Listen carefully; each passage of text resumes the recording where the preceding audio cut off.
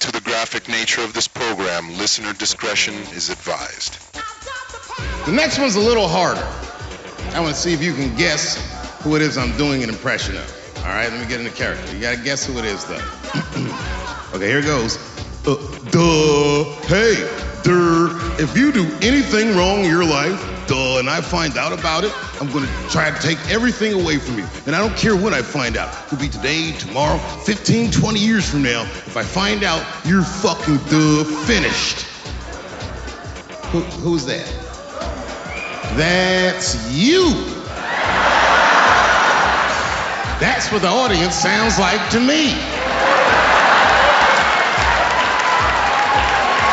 That's why I don't be coming out doing comedy all the time, because y'all niggas is the worst motherfuckers I've ever tried to entertain in my fucking life. Your podcast will fail. It's just a coincidence that you were talking about the Jack and Triumph show and I'm here. Thank you so much for having me on your podcast. Hey man, this is Kevin Smith, guy who makes all those unlistenable podcasts over at smodcast.com, and you're listening to the Two Strangers, One Podcast. This is podcasting. You're listening to Two Strangers, One Podcast. Subscribe to us on iTunes or on the Stitcher app for Android devices. Please visit twostrangersonepodcast.net. Now, here's Chris Cologne and Paul Pasquillo. Well, hello and welcome to Two Strangers, One Podcast. I'm Chris. I'm Paul. And we're recording this on Labor Day, which means people who have salaries have off. People who are stuck working fucking retail and food services still have to go to work. But fuck them. Labor Day is not for them. Right, well, Paul? I mean, I guess my boss is salaried too, so unfortunately he has to work today. So there you go. Usually I'm talking shit. I'm off today. Like I would say, anyone who's not working today is a non-essential employee. But I'm not working today. But that's just because I'm only not working today because I have a halfway decent boss. But also my job includes interacting with other companies, so I guess it's sort of like I couldn't work today if I wanted to because I can't get shit done, because how can I call other companies if they're all closed today? Yeah, that's true. But usually my hateful ass working in retail would be like, no, motherfucker, anybody who has a today off is a useless piece of shit. That's usually what you say too. So, but I mean, the only reason I have off is because I had to work Sunday, so. Yeah, I mean, I don't know if you want to get into it, but I had learned something really. I mean, let's not get deep into it, but I guess they're churches. I've heard of this, but I didn't want to. So my company has, and I'm sure like other companies too have this as well, but they have what's called like a church department, and basically what it is it's not that the company supports a church or whatever. What they do is they actively seek out these churches that, stream their stuff into other places because, if they can't fit everybody in their building, they try to branch out. And my theater happens to be one of those theaters where a church happens to use it for... So they simulcast a mass. Yeah, I believe that's how they do it. Best way to... And like, I knew it happened. And I've heard of stuff like that, but I didn't know what happened here. I mean, now, when the people show up, do they pay to get into the, or are you just like, hey, I'm going to mass, and you could just walk right into the theater? Yeah, so it's $500. No, no, as far as I know, they don't pay. Okay. Obviously, they probably have some way for them to donate, so I'm sure that happens. But no, but I'm saying is like if someone comes to the theater, I'm like, I'm gonna go see the 12:15 service, and you go, okay, sir, theater 8 or whatever. Like, they just walk right in? As far as I know, yeah. Oh, okay. I mean, they pay so much. I'm not gonna give out numbers, obviously, because I don't want to get in trouble. But obviously, they pay a lot of money to rent out the theater every single week. So I mean, whatever they want to do, go ahead. Parishioners' checks don't bounce. Church checks don't bounce. Yeah. I mean, it's a world that I'm not into, but I get it. Years and years and years ago, I think right before, I want to say 98 into 99, I was dating this chick who a real religious nut. And now what happened was that she's originally from Maryland, and she had moved to New York City because she had bisexual tendencies. So she felt like if she moved to New York City, she'll find a more accepting community. With her bisexual tendencies or whatever the case may be, we were dating, and while we were dating, I guess, she had gone a long time without going to church because she used to go to these church, when she was in Maryland, she used to go to churches and shit like that. And then she dragged me to one of those Times Square mega churches. That's weird. Which was like at one point it was, it was like a theater years ago, like a legit theater. And then they converted it into like a church for, a mega church, big screens all over the place. And I mean, not like a church, like now I think mega churches look like stadiums. This was like an old theater, but I mean, big screens, and the music was going, and the people were singing, and it was almost like going to see like a Broadway show. And then the funny thing is that you're going to Times Square in New York City, so like you kind of have that energy. And then, so they go to pass the collection plate around, and I don't know if I ever told this story in the podcast. I think I did at one point. But so they go to pass the collection plate around, and she puts in a check for like $250. Jesus Christ! Now, mind you, this is a girl. She was a security guard in Manhattan. She was barely fucking making minimum wage, barely over making minimum wage. And I'm like, what the fuck? What the fuck is this? You could barely pay your rent, and you're gonna fucking give them a check for $250? Oh well. I have to tithe, and there's those super ultra Christians. They do that thing called tithing, where they guilt people into giving 10% of their income. Like there's churches, and I've heard about this. There's churches who like will run a fucking credit check on. There's churches like they won't I even would let never you be a part of that church. And that's the whole thing. And they guilt these people. And so her mentality was, since she hadn't been to church in so long, and the guilt of and like now she's finally going to a church in New York City, that she felt like in her mind she was justified, like 20, like it was like she wasn't even giving it enough. Like, oh, I'm supposed to give 10% of my paycheck. $250 is nothing, especially missing, taking into consideration all the time that I missed. I say, are you fucking out of your mind? But you can't knock the hustle, man. Like I mean, It pisses me off. It really does. But then again, like from a, another perspective, I'm like, if you could convince people to give them 10% of your fucking paycheck, and I guess, and then, then the person on the other side was like, well, what's 10% of your paycheck if I'm feeling good about myself during the week, and, look how much time and money and energy you guys spent talking about fucking Marvel movies and Disney movies and all this other shit. You feel good about that. Well, yeah, of course, yeah. Those churches, they're fucking, they get into your head and like, you got to give God 10% of what because you can't give God what's left. You can't, if you give God what's left over from your paycheck, that's all you're going to get from God is what's left over. I've heard, you've seen those, God gives you 100%. We're just asking for 10. You've seen the yellow, donation like boxes around town. Do you know what I'm talking about? Where you can like donate your clothes and everything. Oh yeah. Oh, absolutely. I think that's part of a church, and they take your clothes, sell them somehow, and get money for it. I believe is what it is.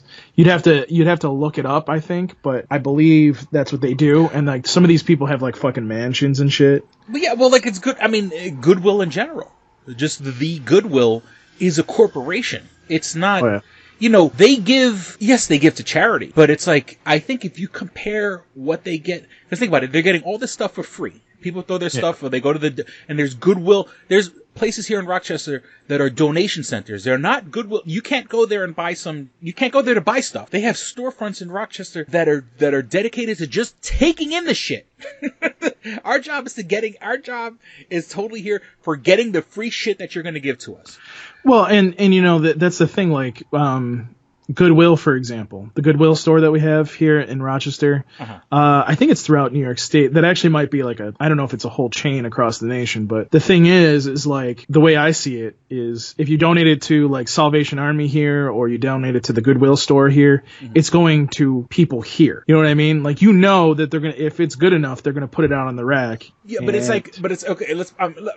Let me put it like this. If I said, okay, I'm a charity. I wake up tomorrow and I say, okay, I'm a charity. I'm a church. Yeah. The Church of the Eternally Fapping. I'm going to run a movie theater. Why would I not be surprised if you come up with that? I'm a church, and I take in $1,000 in donation, or I receive enough stuff that I sell. You give me free clothes, and I donate $100 to charity, or I use $100 of that $1,000 and make it, give it to charitable means. And But the whole thing is that, yes, okay, technically I'm doing like charitable work, but look at the percentages of what my income is, what my quote unquote income is. Like if I get $1,000 worth of donations and I give $100 where I generally help out people that are hungry and poor, and I put food in people's, bellies, I put clean clothes on unfortunate kids' backs and stuff like that. But you look at the proportion, like, where's that other $900 going to? Oh yeah. Oh well, I need an office to work out of, and I need a roof over my. How can I help the people to put shoes on poor kids that just starting school in a couple of days? How can I give them brand new sneakers if I don't have an administrative building? And we have to have executive lunch, and we have to. So that's my thing, is that like Goodwill, especially Goodwill, and for the most part, their income is way higher than what they're putting out towards charity. And once again, I mean, look, thank God anybody's giving to charity. Thank God anybody's doing, but it's this weird sort of like, it's a double-bladed sword where, they're doing good, but when you compare it to what they're, and like I said, people give them shit.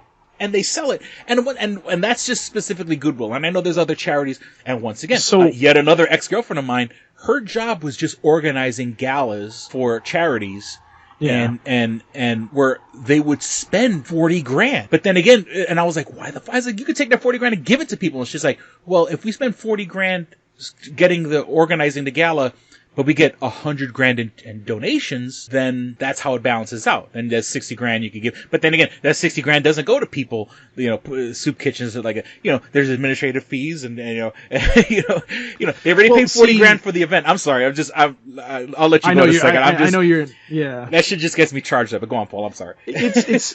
So like what I try to do is I try to donate, like, for example, one thing that we do when we have lost and found stuff at the theater, for example, I'll take that to Goodwill because it's right across the street from my gym anyways. Mm-hmm. And the thing is it's like these things are stuff that we know that people here locally, if I take it to the Goodwill, I know it's going to be, the people are going to take it. Mm-hmm. You know what I mean? Like people, not take it, I'm sorry. People are going to use it because, fortunate people that don't have as much money are going to go to the Goodwill store. I mean, I even go to the Goodwill store every once in a while just to check out and see if there's something cheaper. Mm-hmm. I mean, I go to Once Upon a Child here in Rochester and get stuff for Logan sometimes. Oh yeah, my daughters get tons of shit from there. I mean, he's getting too big to the.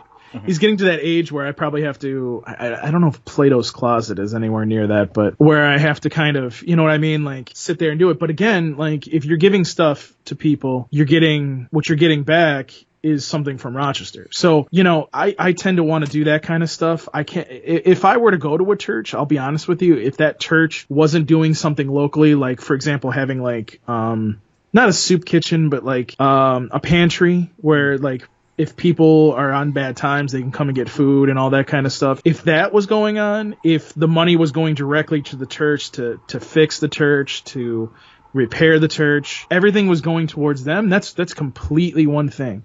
If I was a religious person.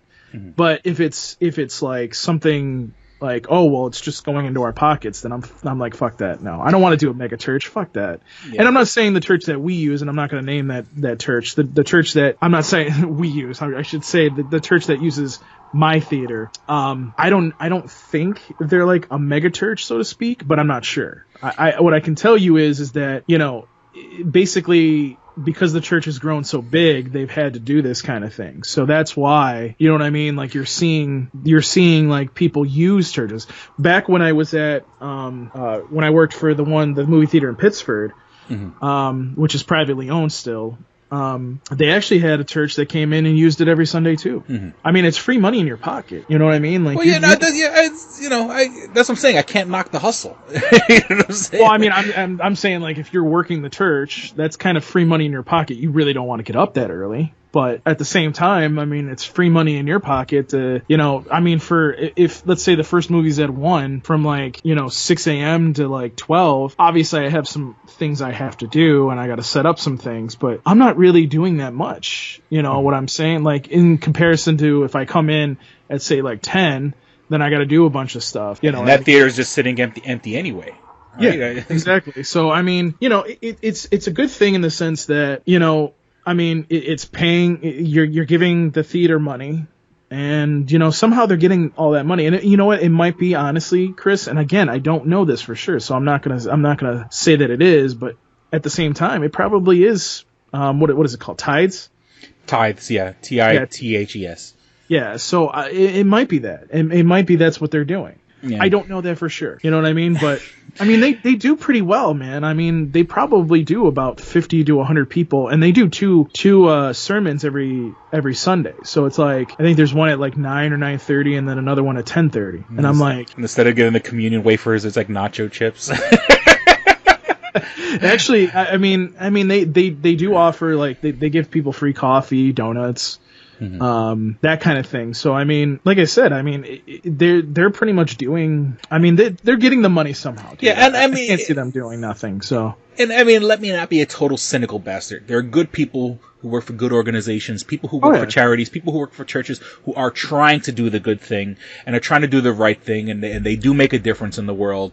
It's just, the cynical part of me is just like, stand back and look at their books. These motherfuckers aren't getting taxed. What the fuck? They're just as bad as Amazon. No, like I said, I want to see both sides. They're good people who are doing good things, and yes, the church, if it makes, if 100 people show up to service and 30 people go out that week and do good things and aren't total miserable, evil scumbags to the fucking community, I guess it's worth it. If people trying to, good charitable people who are just, they're trying to do the right thing. Like I said, the cynical part of me is just like, there's a lot of evil here. All right, let's go. Yeah, let's move on. Let's talk about something important, like Spider-Man. God damn. Oh my God! Now we're gonna be on a tirade now. And now, okay. So, and I've mentioned this in the past. Our most downloaded show in the history of this podcast was the one where it was called Spidey Come Home, and it was right after the Sony leak, and Marvel decided, Marvel was gonna take back Sony. Marvel was gonna bring Spider-Man into the MCU, and once again, that was our highest rated show. And the funny thing is, I told myself I was going to go back and listen to that episode and see how I was talking about it back then. But unfortunately, all good things must come to an end. And Spidey, when before it was Spidey Come Home, what is this? Like Spidey Stay Away? Like Spidey Don't Come Home? Spidey Get the Fuck Out? Spidey got kicked out like a fucking divorced husband.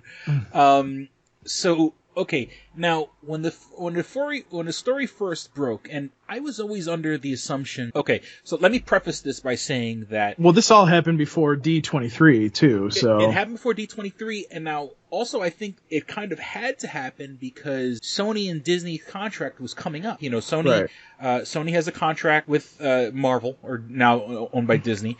Where they have to put out a movie X amount of time. They have to put out a movie by a date. And then once they put it out by that date, it recycles. And so they are planning, or, wheels were in motion for the next Spider-Man. And I guess apparently since the whole Spidey Come Home episode and stuff like that, what was happening was Kevin Feige was being used as a advisor / producer for the Spider-Man. And once again, let me, I just wanted to preface this by saying it. I was under the assumption, now I guess apparently I was wrong. I was under the assumption that Disney and Marvel were making these movies, and all Sony had to do was kick back, put their feet up on the table and collect the paycheck. That's what I thought. I thought Disney said, look, you guys have the license. We're going to make these movies. Shut up. Let us do what the fuck we're going to do with it. Yes, we're going to weave it into the MCU. And since you have the license, we're going to give you your cut, but just shut up, sit down, shut up, and collect your fucking paycheck. That's what I thought was going. This is what was going. Sony was making the movies flat out, but they were getting Kevin Feige. And Kevin Feige is the fucking genius, wizard, mastermind behind the MCU. He's been involved with Marvel movies since, you could go back and watch the first X-Men movie and see Kevin Feige's name in the credits, in the beginning credits of the movie. He's been involved with Marvel movies for decades, literally decades. And of course, the man wants to make money. That's not the guy, everybody wants to make money. But that being said, he's also brought a compassion and a love for the fans and being true to the source material. Or, once again, even with, of course, we can't be 100% pure to the source material, but, being honorable enough to the source material where, we see the X-Men movie, and back in like the first X-Men was like, why the fuck are they, when we thought X-Men, like, why are they wearing like leather motorcycle jumpsuits? They should be wearing, yellow and brown spandex, which is the joke. What are we going to do? Wear spandex? But Kevin Feige, so Kevin Feige was brought onto the Spider-Man movies as an advisor and a producer and everything like that. So, and this is apparently this is what the deal was. Sony gets all of the merchandising rights. And so, to quote, Yogurt from the Spaceballs, merchandising, where the real money from the movies made. Disney's been getting all Spider-Man's merchandise and 5% of the gross. Now, of course, 5% of the Spider-Man movies is nothing to sneeze at when these movies are getting close to $1 billion. Right. So that's, that being said, but those movies don't get to $1 billion without Kevin Feige's intervention. And those movies don't get to $1 billion without Spider-Man being woven into the MCU universe. Because Sony has shown that they can't keep the ball in the fucking court. The last good Spider-Man movie from Sony. Okay, we'll get to that in a moment. Okay, Enter the Spider-Verse was a fantastic fucking movie. But I think you and I can both agree that the last good Spider-Man movie before the Tom Holland Spider-Man movies was Spider-Man 2. Yep. And that was 2004 or saying early 2000s. But since then they had put in Spider-Man 3, there's Amazing Spider-Man 1 and 2. So they did 2 good movies and 3 shitty movies. And Marvel and Disney get involved. Kevin Feige gets involved, and all of a sudden, Far From Home and Homecoming and Far From Home damn near hit $1 billion. Yeah. And that shit doesn't happen without Disney intervention. Well, they re-released it this week too, by the way. Yeah, they said with extra 4 minutes, which I think I have no proof, and I'm just saying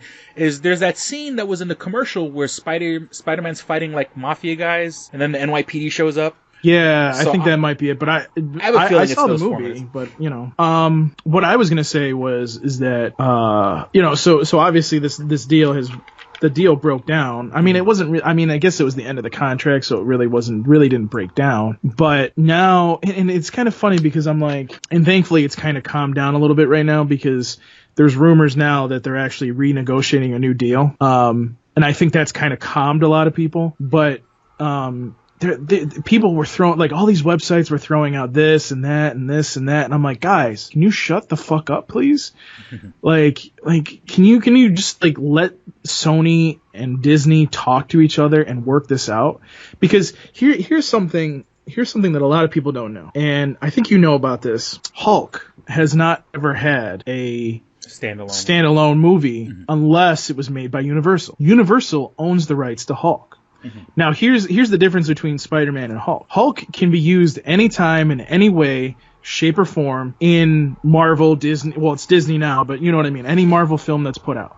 You could put it in anything. You could put it in a Captain Marvel film. You could put it in an Avengers film. You could put him in with Iron Man. You could put him in with Joe Schmo character from the Marvel universe that we don't even care about.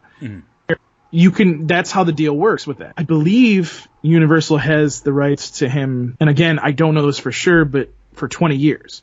Once that comes up, obviously Marvel will take it completely back, and I'm sure we will get a Hulk movie. But you can't get a Hulk movie unless Universal's involved. And obviously, I believe Universal probably gets a shitload of money every time that they make it, and Marvel probably gets pretty much nothing. It could be the same deal as the Spider-Man thing. So, but there again, there's a difference between the Hulk, which, okay, Hulk is kind of a popular character, but we're talking about Spider-Man over here. Yeah. Big Spider-Man.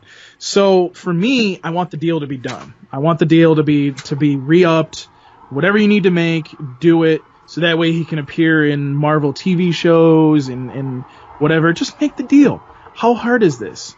Because everybody knows, and Sony knows this too, they're not stupid. They know that they did well because, I would say because of Marvel. I wouldn't just say because of Kevin Feige. I would say it's more Marvel's, him being involved in Marvel films has helped. And by the way, having him involved in the whole Iron Man aspect as well, like this last movie, and again, it's been out for a while, so guess what? Too bad if this is a spoiler for you, but the scene where they're on the plane and Peter's using the machine to make a whole new Spider-Man suit. which I thought was really awesome, by the way. I thought that was a really good touch to the film. I thought that was, like, that right there is kind of like, okay, so now we're understanding how Peter's getting these suits. Because in the comic books, it was always, yeah, Peter's sewing up the suit again because, you know, Peter has to do this himself. And it was just like, to me, I'm like, you know, I actually like this direction better. I actually like that he's using I can't even speak. Sony Tark.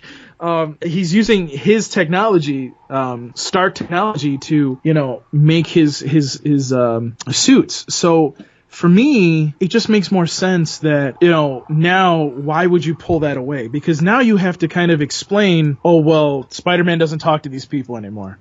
How does that make sense? Yeah. You can't. So I really hope that, because there's one of two things that's going to happen here, Chris. Number one, either they're going to have to cast a whole new Spider-Man and go in a whole new direction again, or Uncle Ben has to die again. Go on. Again. Or you just sign the deal and get it taken care of, which, again, and I'm sure you've heard this on a couple of different websites. I haven't seen any main websites say this, so I take it with a grain of salt, but a lot of websites have been saying that Kevin Feige's actually trying to get Disney to come back on board and let's get this whole Sony deal going, because Spider-Man is an important. Yeah, he's passionate. I mean, you know, once again, you know, look, let's not mince words. He wants to make money. Who doesn't want to make money? But that being said, this Spider-Man, it's not a cash grab. He wants to make the best possible Spider-Man movie. They made both movies, damn near $2 billion. If you combine the two. Think of it in the way that Warner Brothers and DC is doing the exact same thing with Wonder Woman, in the sense that you have somebody that came up with a really good idea for how to treat Wonder Woman in the DC universe. They're allowing her to do the next movie because guess what? This woman is it's a woman that's directing it, right? Yeah. I believe so. She's a genius at doing this for Wonder Woman. Why would you take that away? It's the same thing with Spider-Man. You've done really well doing this so far. Why wouldn't you re-up the deal and sign something? Because here's the thing. People want to see a Deadpool Spider-Man hookup, okay? That you want to see that kind of movie happen. You want to see that. You want to see eventually when they do another Iron Man, because you know they're not going to sit there and sit on that for very too much longer. You know, they want to see Iron Man, Spider-Man, and Hulk, because they made a bunch of comics about it. They want to see Spider-Man interact with the Fantastic Four. They want to see Spider-Man interact with the X-Men. Like, do you see what I'm saying? Like, there are so many possibilities, and you have so much source material from the comics. Obviously, you know, they will use their own form of that, because we've seen that already, but you have all this source material. You have all these possibilities. Why wouldn't you sign the deal? And I don't know if it's Sony, and I don't even know if it's Disney. It could be both. But here's the thing. Just make the deal happen. If it works, make the deal happen. Spider-Man made, I'm just going to say this, it made Civil War so much better. Just having that dynamic there, and even though it was maybe, 10, 15 minutes of the film, it made that dynamic so much better. It gave Tony Stark more of a, what am I trying to think of? Humanized like the father. Yeah, it humanized him, but it was more of like this father-son kind of thing going on, and I really liked that, because up to that point, Iron Man was kind of like this, I'm the shit, kind of thing, and now he's like, you see the different side of Tony, and I loved that, man. Like that was so great to see that. So go on. Because like keep in mind, okay, one thing they did do with this Spider-Man, with the Tom Holland Spider-Man, is they didn't give us the fucking Uncle Ben dying again. Exactly. Story. But what they did was, now Tony Stark is dead. So now he's feeling guilty about the death of Tony Stark and filling those shoes. So we kind of got the story without kind of rehashing the whole, Uncle Ben thing again. Now he has to live in the shadow of Iron Man. By the way, I need to say this. This kind of relates to this. I think you were the one that said this, like, have Disney buy Sony. I'm like, no, don't do that. I'm like, no, don't do that. Sony owns Funimation. Do not do that. Now, don't get me wrong. Well, why would you be against Disney buying Sony? They probably would destroy the voice cast of Dragon Ball Super, even though that's a whole different topic that we could get into. Well, I mean, okay. Let me just put it this way. There were recordings that came out of them doing some, outtakes that were less than flattering, but there again, like, how many times is there probably outtakes of something? Oh, by the way, it's from a decade to 2 decades ago, 10 to 20 years ago. Oh, so you think they're gonna do like what they did to James Gunn? Like, that shit comes up. No, I don't think. I honestly think that it's going to go away very quickly. What's going on is the whole Vic situation kind of bled into, basically, I think his lawyer or somebody released these tapes that Funimation never put out of these really lewd things, and especially around this time, they won't be taken the right way. Oh, okay. Some of them weren't really that bad, but some of them were bad. So I get what you're saying. Not It was everybody was an angel. Yeah. Right. But it's like, it was from 10 to 20 years ago when they were recording Dragon Ball Z, I believe, originally. So it's kind of like potato. We're talking about a guy that actually literally almost raped women, and you're talking about people that were having fun during a booth session, and they maybe took it a little too far. I'd be understanding if it was like, you know what I mean? Like if it was during Dragon Ball Super, they were recording Dragon Ball Super, and that was part of that, but it's not. So it's the difference between talking about grabbing somebody by the pussy or actually grabbing somebody by the pussy. I'm sorry. Well, no, it's not even that far. Vic was grabbing them by the pussy. But I mean, so it's one of those things where like people like me being part of the anime community is kind of like, let's not encourage Disney to try to buy Sony stuff here in America, because we don't need that. Well, I mean, okay, look, let's just say, in a blue sky. They would own two. They would own 2 anime companies in America. They would own Funimation and they would own Aniplex. Yeah, and if they bought Sony, that's Sony Animation. I mean, that's just, fucking, I don't think that's gonna ever happen. But you know what I mean, like. Okay, now that being said, all right, look, like they crucified James Gunn. They put him in fucking director jail for a little while, and then they hired him back. So maybe like if they buy Dragon Balls, if they buy Funimation or whatever, they put everybody in, anime jail for a little while, and they'll hire them back, because now, and once again, we're kind of veering off topic from Spider-Man, and we'll get back to that in a moment. But like the same way Disney bought Fox, like, fucking, and they're already talking about reviving, like, and D23. They're bringing, they're going to bring back Aliens. I mean, the whole they're going to bring back, I think they're doing a Predator. I mean, the whole point of them buying Fox was not just because of all the Marvel properties, but they also now own Alien, Predator. They own Avatar now. There was something else that they own too. I can't think of at this point. Yeah, but my point is that even though it's all under the same umbrella, Fox isn't gonna. I'm speculating. Fox isn't gonna go away. What Disney will do is Disney will keep Fox, and if they want to release an R-rated movie, they'll just put it under Fox. Because I mean, once again, it's all under the same umbrella. But like, it seems less damaging when it says, Fox presents, the next Predator movie rated R. Well, they were saying that the next Deadpool movie probably won't be rated R. It'll probably be PG-13, but part of it that'll probably be part of the joke. Yeah. Like, he can't really talk. Like, obviously a PG-13 you can say fuck once, but you know what I mean? Like, so he'll probably make like the joke, and then like he'll try to continue to do it, and it'll just bleep him out every single time, which would be hilarious, I think, if they were to do it that way. But think about this. I mean, we're talking about, Spider-Man, and obviously, again, I really hope that there is a deal being worked on right now. And apparently Tom Holland kind of hinted at this in an interview, I guess. He had said, how they're working on something, but he can't really talk too much about it. Something along those lines. But yeah, I mean, it's interesting. It's going to be very interesting to see what happens, honestly. Yeah. I mean, but a show like Dragon Ball, let's say once again, in this imaginable future where Disney buys Sony. Well, they're not going to shoot Dragon Ball Z. You're not going to shoot a fucking, Dragon Ball Z is like the flagship fucking anime. So let me here's something that is. So they kind of already own a part of Dragon Ball Z/Super in the sense that they have the movie rights. I don't know how long the movie rights are, and it's going to be interesting when a new film comes out to see if Disney puts their stamp on it. Because, okay, so overseas, and again, it gets a little fuzzy because it's kind of the same thing with Megas XLR. They can play Megas XLR on TV all they want over there because it's not written off overseas. But here they can't because they wrote it off. It's kind of the same idea in the sense that I don't know if 20th Century Fox over there is owned by Disney. I'm assuming probably not. It's probably owned just here in the United States, if I'm thinking correctly. And what happens is basically they can, when it comes over here, I believe Disney owns the rights to distribute it. Now, here's the good thing about that. Now, the rights say that pretty much Funimation is going to be the one here in the North America, which I believe covers Canada as well. Basically what happens is they, when they go to distribute it, hopefully, I'm hoping the next time they do a movie, it'll be wide. It'll be everywhere. Because, dude, the last movie made $60 million. If you were to distribute it everywhere, it would probably make over $100 million. Mm-hmm.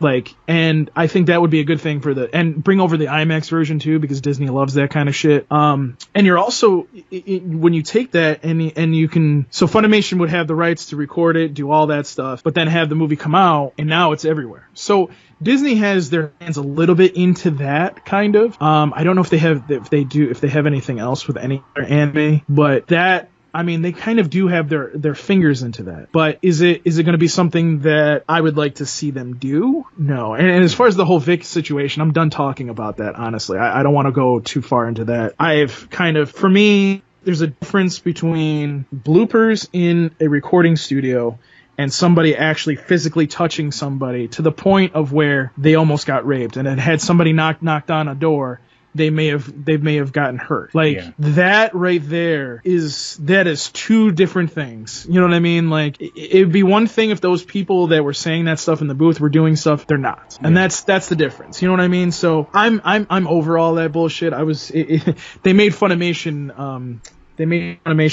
trend. What time was it? Or what day was it? I think it was like Saturday morning, maybe in the morning. Like, it was trending because of all this bullshit. And I'm just like, and it's already calming down now, because it's just like, people don't want to hear it anymore. It's done. It's over with. Yeah. So, but like I said, if Sony's not gonna cut off their nose to spite their face, you know what I'm saying? You know. No, if they bought Sony, including Dragon Ball Z and stuff like that.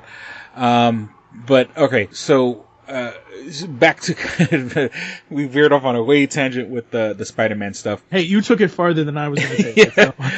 No, because the whole thing is, okay, look, Sony doesn't know what to do with Spider-Man. That's apparent. They lucked out. They lucked out with it's Enter the Spider-Verse. Enter the Spider-Verse is a brilliant fucking movie, but once again, because they hired the right people. They hired Lord and Miller, the same guys behind the Lego Movie and 21 Jump Street, and you know the first version of Solo, a Star Wars story.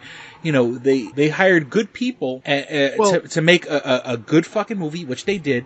And I think Sony is starting to fucking feel themselves like, oh wait, we got this. We made a good Spider-Man movie, dude. Since Enter the Spider-Verse, you hadn't made a good movie.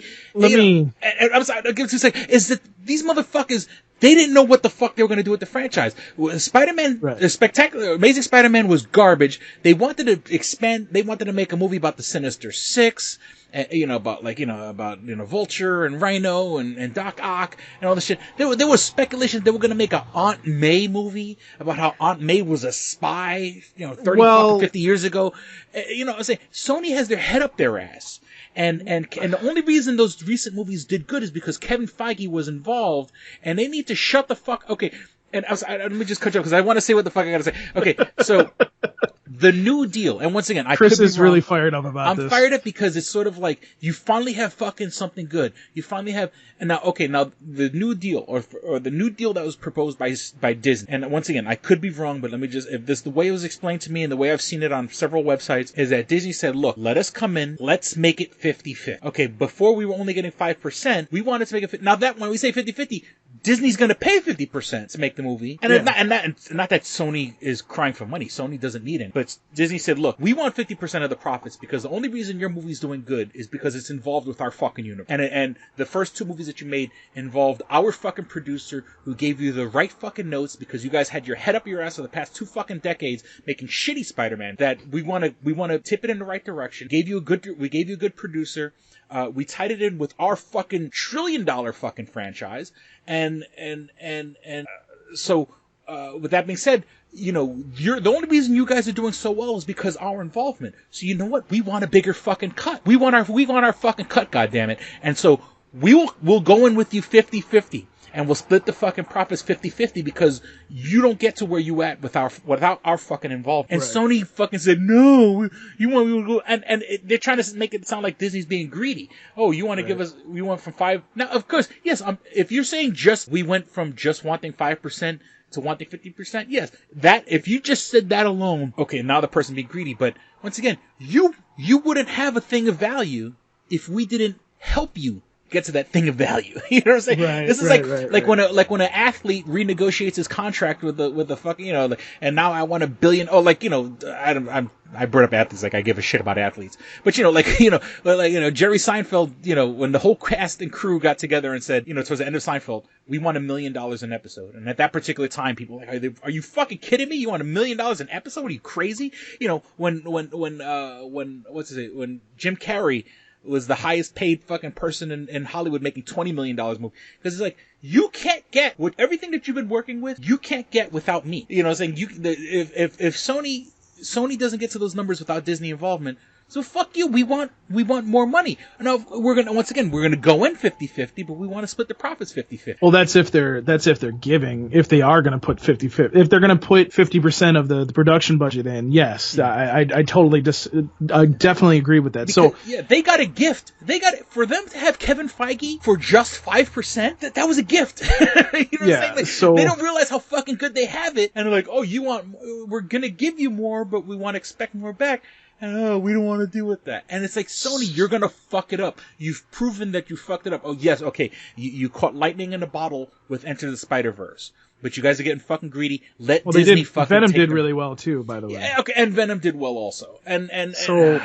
but even that, in the eyes of the fans, like, I have to get this out, I'm sorry. Even in the eyes of the fans, like... That's what she said. Everybody who saw Venom was like, okay. You know what I'm saying? Like, I don't know one person who left Venom and like, yeah! You know what I'm saying? So it just, it's like, okay, I guess if we're going to get a Venom movie, I guess it's all right. And don't be wrong, they're making steps in the right direction by bringing in Andy Serkis to direct part 2. And part 2 is probably going to be awesome. But it's like... Supposed to include Spider-Man, too. Yeah. And okay. And I'm done with my rant. It's just, Are you sure? Sony's playing the victim. Oh, Disney's being greedy. No, you wouldn't have gotten to where you were. You wouldn't have gotten to be where you were without Disney's involvement. And I acquiesce. Are you sure? I'm sorry I keep cutting you off, but it infuriates me because it's like, you know how good you have it. I won't be as long as Chris here, but here's where I'm at. So I think what happened is when Spider-Verse did really well, that's when they went, oh, we have an opportunity here. Because, they've been kind of, they have all these other Spider-Man properties over here, and they're like, we don't know really much. We're kind of scared to try to go into a direction with this. But Spider-Verse did so well that they're like, okay, we got to do more with this. We can't just let Disney be like, oh, well, we're going to give you the rights. Because here's the thing, if they say, well, we're going to give you 50% of the Spider-Man rights, are you talking about the live action?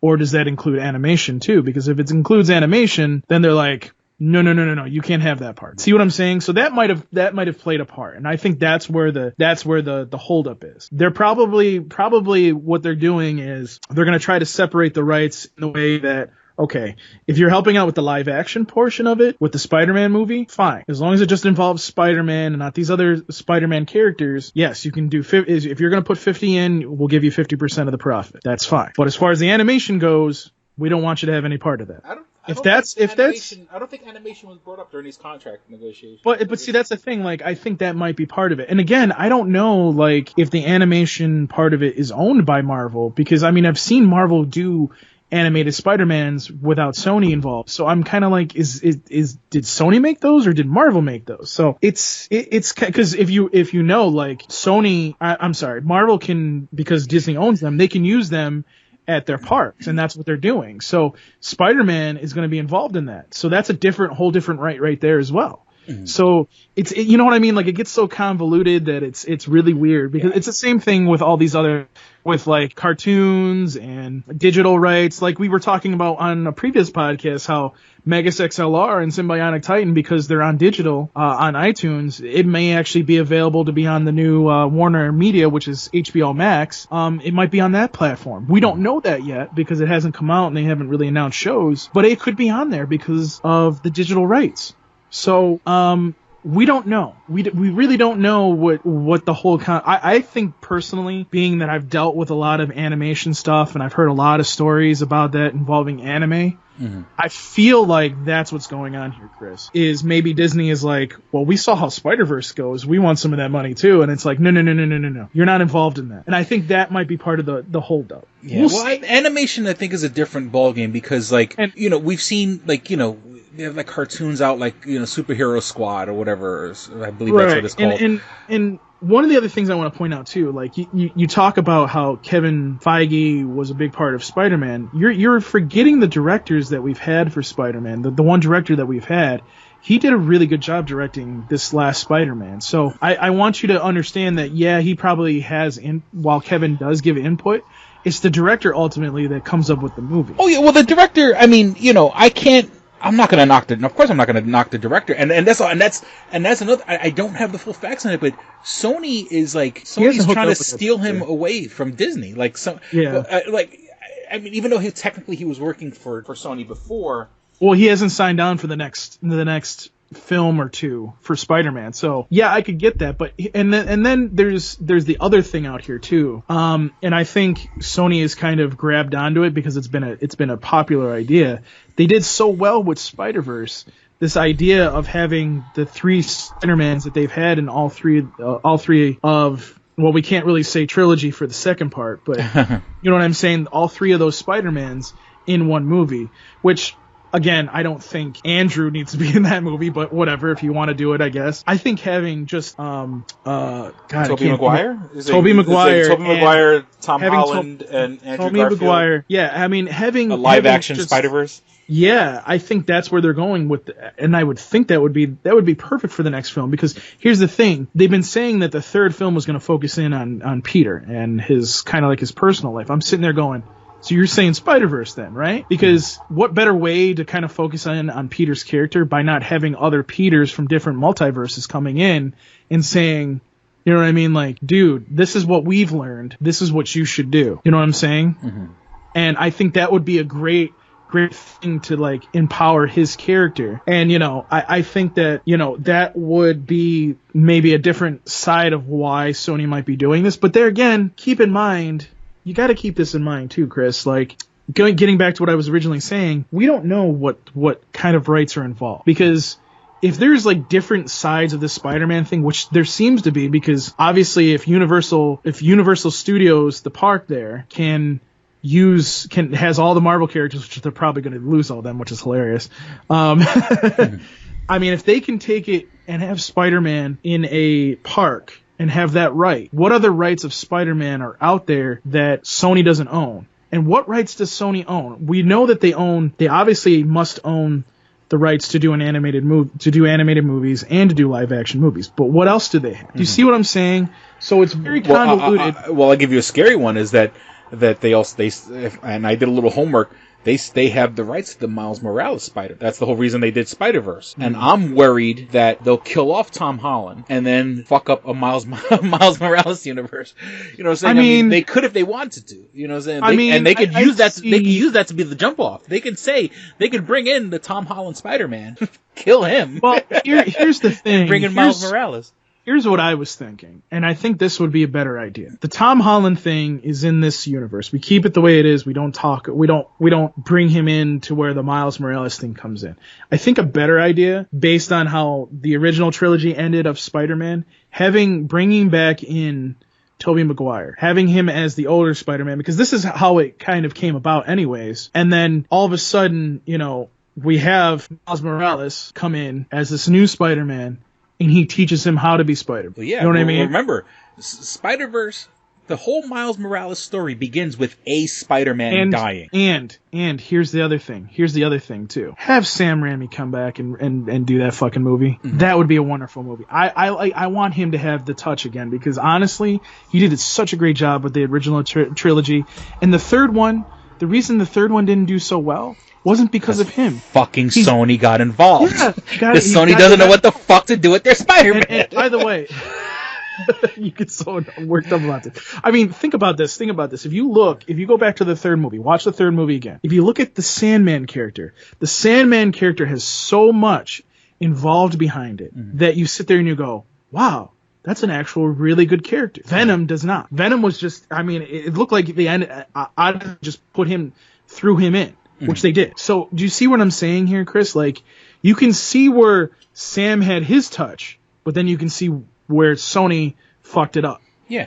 So that's where I sit there and I go, bring him back, have him direct a Miles Morales movie. You don't have to have him go beyond that. Just have him do the first one and I think it would be better to kind of, and maybe you could kill off Peter Parker in this. Did Peter Parker die? I don't remember. No, remember the way in Spider-Verse, it's the Spider-Man gets killed. A Spider-Man gets killed, right. And that one, it's like Peter A. Parker or whatever. And in that particular movie, it's a blonde Spider-Man. But it, and if let's just say if they did a live action version and they wanted to go they wanted to do basically a live version of Into the Spider-Verse, they can kill off Tom Holland, right? Because that's the current. You're Spider-Man. Obsessed with this, Jesus. But then bring back Tobey Maguire and let Tobey Maguire be the pudgy old Spider-Man that's in fucking sweatpants and a fucking army jacket. Well, he would still be jacked because of the spider stuff. So, but that's the whole thing is that the Miles Morales gets his mentorship from a different Spider-Man from a different universe.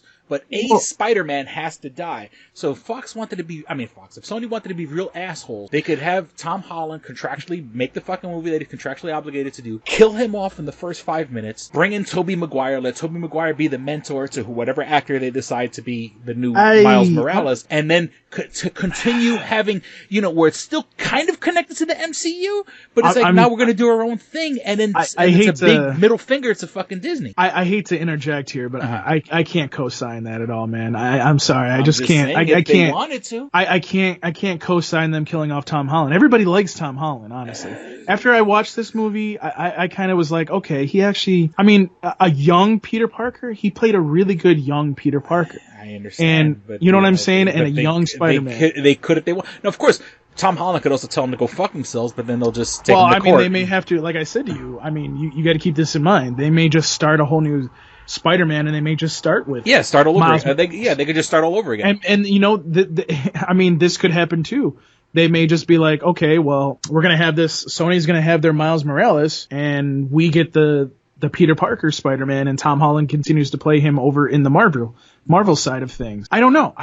Dude, it's gonna be very weird to see what happens. And but because they've had Spider-Man. Tom Holland was the Amazing Spider-Man. Not Tom Holland. Andrew Garfield was Amazing Spider-Man.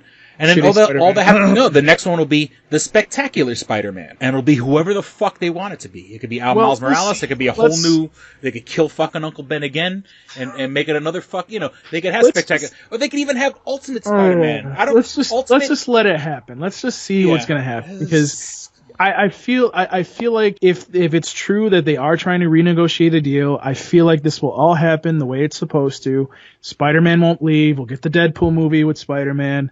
And everything will be fine. Honestly, I was kind of hoping, because they brought in the X-Men rights, that the scene at the end of Spider-Man was going to be like Deadpool just showing up and harassing Spider-Man. I thought, I was sitting there going, please do that, fucking that would be great, please do that. And they never did it. But man, someone's gonna fuck it up again. Let's just let it ride out. And if Sony fucks it up, you can come on this podcast and bitch for 2 hours about it. How about that? Okay. I'll give you the floor for the whole podcast. I'll just sit here and play with myself. Okay. All right. Spider-Man has been very important to this podcast since day one, now it's even more important. So we talked about it for. I don't want to see it go flush down the fucking toilet. All right. Okay. Let's move on. Okay. Back to real world stuff. You want to do a commercial here? Because it's been like a freaking hour. All right. I had more. That should have been a nerdy news part of the show, but then again, it was such big news. The rest of this is probably going to be nerdy, except for you talking about your adventures in New York City, but other than that. All right. So I guess with that, we'll be back with more dick and fart jokes. I hope.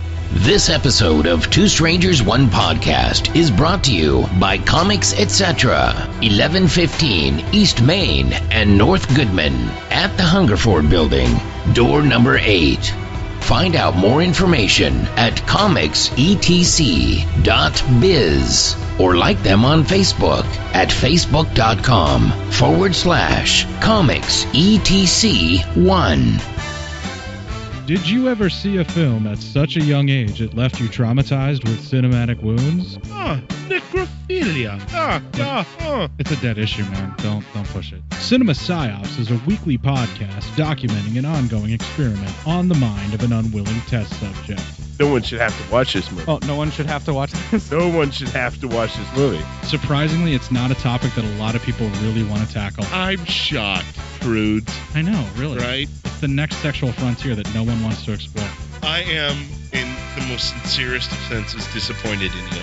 It takes a powerful goddess like Connie, jam her arm down the monster's throat and kill it. Oh, I'm still tripping out over that. Even as a kid, I was like, I gotta find a girl like that. Every week, I get a new look of disappointment that I never thought I could get out of her. Unimaginable. At 12 years old, you should not be watching this movie. Obviously. At 13, you should not be. 14, you shouldn't be. I'm not entirely sure even 17-year-olds should be watching this. Just because you're offended by something doesn't mean that you have the right to demand that it doesn't exist. Watching this film again, I had all of this like little nerd glee with everything that kept little popping history up. doll popping up absolutely. at you. So I totally loved this film. Hey, I know why you couldn't see that. It's because your brain's warped from watching this shit at 12 years old. Yeah, this is a rough movie. I told you ahead of time when we were getting ready to do it that it was going to be a rough How could you watch one. this shit at 12? Because physical wounds heal, cinematic ones don't. Listen to Cinema Psyops. And we're back. All right. So before the break, Wait. Did you get all the Spider-Man out? Are you good? I said everything I had to say about Spider-Man. So what should we talk about next? The adventures of Chris Cologne in New York City? Well, I went down to New York City. See, we're kind of mixing it up, guys. Okay, it's not just nerdy news it's just not personal stuff in the Spider-Man, because usually that would be in the nerdy news, but since that's that was in the fucking that was like on the news. So I think it's okay. And once again, I have such a passion for it that I think that's okay. But now we're gonna have to take up some of the nerdy news time. It's way too much of a passion, but whatever. But yeah, I went down to New York City. Because my daughter's my daughter went to summer camp, and then her summer camp was over with, and then she starts school. Once again, we're recording this on Labor Day. And I guess, there's people down south who've already started school. They start a little early because they get to finish early because, I guess when June comes around down south, it's ridiculously hot. But then again, they're starting school now. It's August. I'm pretty sure it's just as fucking hot as it gets in June. But some people have started school up north, or at least the Northeast. School tends to start after Labor Day. So my daughter starts school on Wednesday. So we had time between her finishing camp and school starting. So we went to go visit my mom. And one of the benefits of my job is that I can work from home, which that became a bit of a thorn in the side because both my mother and my daughter can't comprehend the idea that just because I'm sitting there doesn't mean that, okay, I'm sitting there and I can interact with you, but that doesn't mean that, I'm not working. Because, I go to my mom's house and, I could turn, I turn my phone into a Wi-Fi spot. I got my laptop. Luckily, my job isn't data heavy. It's all spreadsheets and emails and shit like that. So, I set up shop. I'm at the dining room table doing what I got to do. And my mom's talking to me and my daughter's coming up to me and, oh, Dad, are you done with work? And I'm like, I don't get done with work till 5:30. Until 5:30, I don't exist. Imagine I am back to working a bullshit retail job. That doesn't happen with kids. I hate to tell you. Yeah, it's and it's funny because there's a friend of mine posted this real cheesy fucking video where a guy's addressing a crowd and he was like, there's a father who works from home and his son comes into the room and says, Dad, can we play catch? And the father says, no, son, I'm busy. Please leave me alone. And then the kid comes again and says, Dad, can we play catch? And the father says, no, I'm busy, son.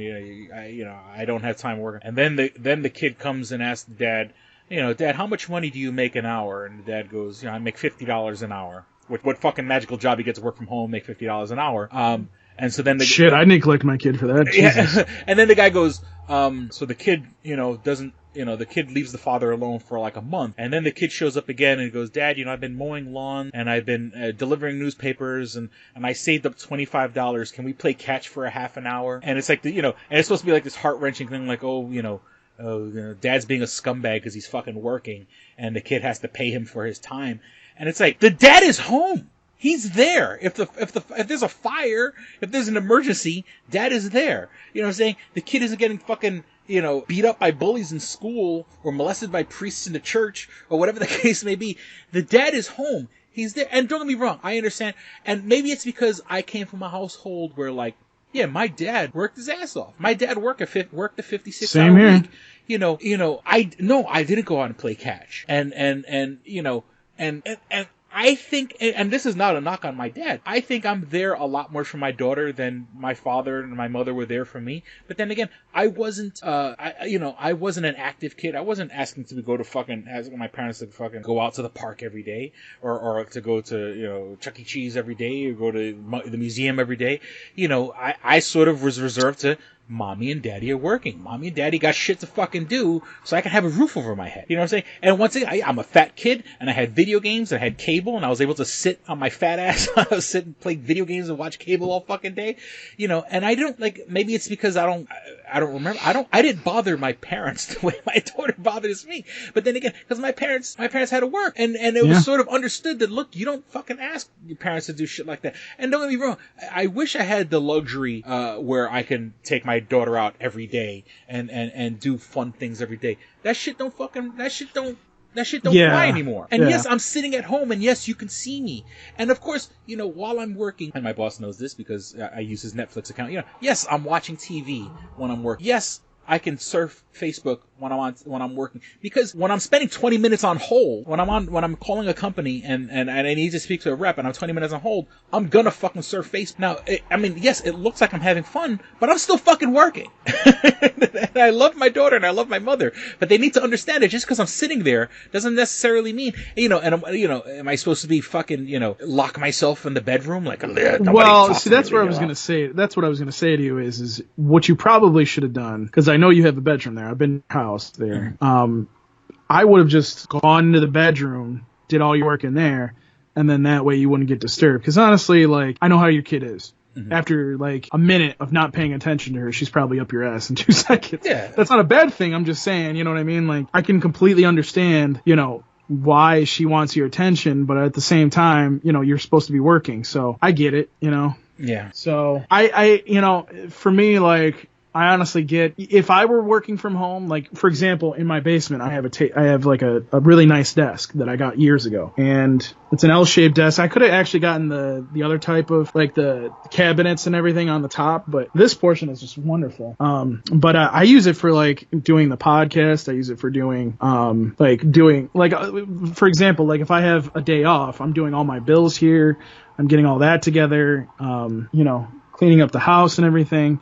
So what I'm saying to you is you should probably just, if you're going to do that, you should separate yourself. And I'm sure it's hard when you're at your apartment because your apartment's small. So I'm sure she's up your ass too about that. So, you got to kind of just separate yourself and be like, listen, I'm going to be doing work. When I have a break, I'll come out and talk to you guys, eat food, come back. You know what I mean? Mm-hmm. So, you get a break, right? Well, yeah, of course, I got my break, and that's the whole thing is that, I can, and it's okay. So, then, obviously we were visiting New York so we can visit family. But then, my mom would schedule people to come at noon. And my family doesn't, Paul, you there? Yeah, I'm still here. Okay, no, I'm sorry. Still here. I just muted my mic. Okay, I'm sorry. I got real quiet, so I sort of... Okay, so, my mom would have family members come over, at noon. I'm like, at noon, it's the middle of the day. You know what I'm saying? It's the middle of my work day. I got shit I gotta do. Mom, could you have these people come over at 5 or 6 when I'm done at work? Where it's sort of, and don't get me wrong, I love my family and I want to visit them. Just because I'm fucking sitting there doesn't mean I'm goofing off. Yes, I was away from home, but I was not on vacation.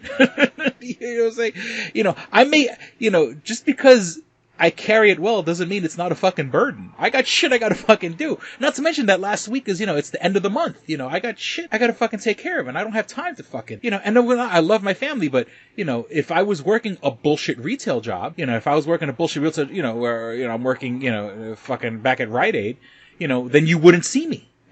You know what I'm saying? And then you wouldn't see me till 6 o'clock till I walk in the door. And then, feel free to, take my time up and stuff like that. Well, I think that was kind of probably some miscommunication, honestly. But, yeah. So I'm just, I'm just venting right now. Okay. My friend, Salam got married, and it's funny, I guess people would know him if they follow me on Facebook, but I went to a Muslim wedding. He's a friend of mine. He's been in the United States for about 3 years, and he married another girl from Iraq. And so it was very interesting. Like, in Rochester, there's a thing called the Muslim Center. And so, it was very interesting. And now, mind you, I mean, I'm familiar with Muslims because, quite frankly, I used to work in jail. So, there's a lot of Muslims in jail. I'm used to the prayers and the calls to prayer and the guy screaming, ah! And that sounds incredibly ignorant of me. And I had an uncle that was Muslim and stuff like that. So, I'm familiar with the culture, but it was interesting to go to this. We went to the Muslim Center, which I guess, like, for whatever reason, we went on Friday. And not for whatever reason, but, like, the place was fucking packed. Like, it wasn't a holiday or anything. Or at least to the best of my knowledge, it wasn't a Muslim holiday. But, like, when you go to pray, like, you can't have your shoes on. You gotta leave your shoes outside. And, like, they had, like, down the main hallway, but they had, like, cubbies you could put your shoes in. And it's funny because I'm in this room, and it's, my friend Salam and, like, his mom, and then the girl he was marrying with her family, and brother and father and mother, and they're all Arabic, and they were all like, doing the guy was kind of like going back and forth from Arabic from Iraqi or whatever to English and stuff like that, or Arabic to English, and I'm like, okay, I'm just and then there's probably like everyone starts praying, and I'm like, they hold their hands out, and I'm like, okay, I'm gonna put my hands out. Saying like, I'm trying to show respect to the people that I don't know what the fuck is going on, I don't know who's saying what or whatever. But the funny part is that because I was a witness to it. But that being said, that part was done in English. The guy, the Muslim version of a priest is an imam. So the imam was there, and I think like in that particular, for his particular sect of Islam. And the fun thing is like, I love, and Salam's like a brother to me. But he's Muslim, but he's only Muslim because he's Muslim the same way I'm fucking Catholic. We're there because our family's that way, and just to shut everybody up and follow the traditions. And even when I got married, I didn't get married in a Catholic church. I got married in fucking Vegas. But he did it more to just shut his family up, getting married by the imam. But I guess like in their particular religion, you have to ask the husband and wife like 3 times. Like, do you take this person? I will. Do you take this person? I will. Do you take this person? I will. But I also think there's that old version where it's also, if you want to get a divorce, you could also just if you tell the person, I divorce you, I divorce you, I divorce you, that means you're divorced officially. Once again, that's like real old school shit that I don't think anybody really follows anymore. You probably still have to go to court and shit, but in the eyes of whatever the religion. So that was an eye-opening experience going to the Muslim Center and witnessing and now what I had told him is because him and his fiance went to the courthouse.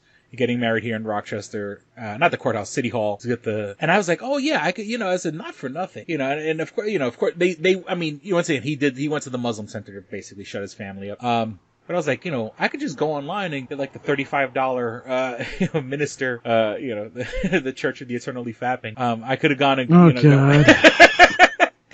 get my minister's license. And it's funny. I always thought it was just like, yeah, you go online, you get your minister's license, that's it. Like, I mean, I guess yes, you can to say you're a minister, but to actually marry someone in New York State, there's like all these extra, I mean, and thank goodness it's a little more harder than that, but there is like paperwork you have to do. And then like, I guess if you wanted to get married in New York City, there's even more fucking paperwork you have to do. But I'm kind of glad, at least in New York State, that there's some restrictions. There's some,